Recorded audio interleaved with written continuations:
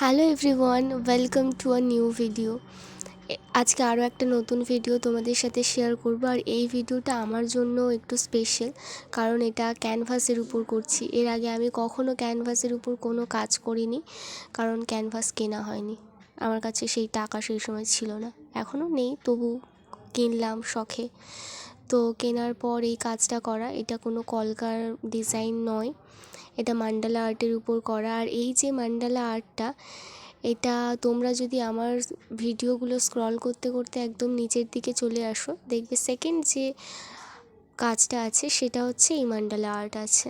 তো এটা আবার করলাম, তবে পুরো ডিজাইনটা কপি হয়নি, একটু কিছু কিছু জায়গা হালকা একটু চেঞ্জ হয়েছে, তোমরা দেখলে বুঝতে পারবে, কারণ এটা একটা প্রদর্শনীতে যাবে। আর আমার কাছে অনেকগুলো মান্ডালা আর্টের অপশন ছিল, কিন্তু আমার মা বলল যে মায়ের এটা বেশি সবথেকে ভালো লাগছে।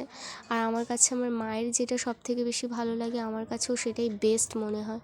তাই ভাবলাম যে হয়ে গেছে তো একবার, কি হয়েছে, আর একবার তোমাদের সাথে শেয়ার করি। আর আগের বারেরটা তো খাতায় করেছিলাম, স্কেচ বুকে, আর এটা ক্যানভাসের উপর, তাই শেয়ার করলাম তোমাদের সাথে।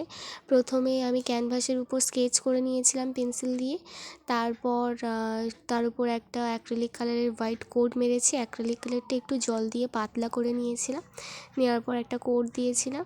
তারপর ল্যাভেন্ডার আর পিঙ্ক কালারটা দিয়ে লাইট শেড করতে করতে এসেছি।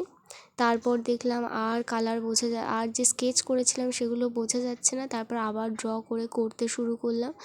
তো তোমরা জানিও যে এই ক্যানভাস পেন্টিংটা তোমাদের কেমন লাগলো। যদি ভালো লাগে তাহলে এই ক্যানভাসের উপর আরও কিছু কাজ নিয়ে আসবো।